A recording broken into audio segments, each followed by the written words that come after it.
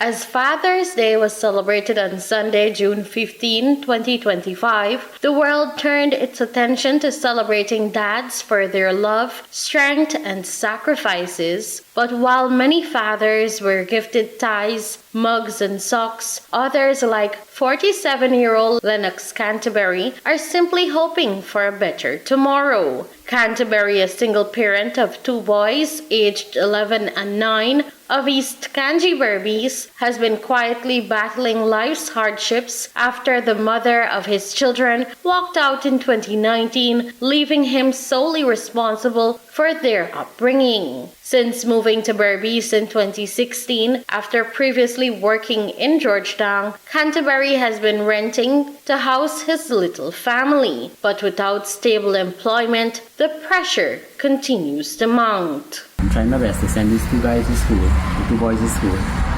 and keeping our head above water, which means providing shelter and food and clothes and what's necessary for them. And I'm struggling a little bit with it because I don't have a regular job. I'm in construction and I don't have a regular job. We work in and out. And at the present time, I'm really backed up a little bit on, not a little bit, about 3 months to 4 months, I'm backed up on my rent and my light bill. And I get notice from my landlord I have to move. So I'm seeking for help to, if could have a place of my own, it would be ideal for me.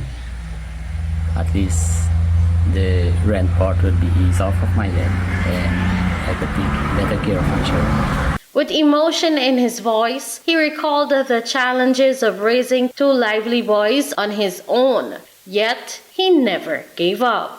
And since then I was trying to get a babysitter and everything costs money, so it's very, very hard on me.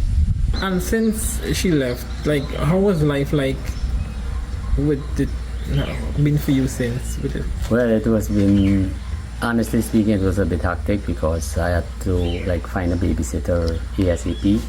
And you know, boys, they're not like girls. They'll be sitting down one place. They're like up and down and stuff.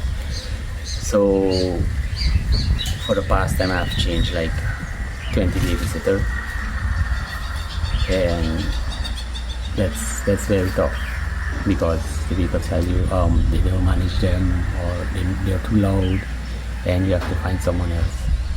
Well, I tried my best as a father to provide the necessary things that they need in life, like giving them an education, giving them shelter, and so on. So I'm urging them to take your education so you could be something better than I am. And from my part, I'm trying to do what I have to do for you guys.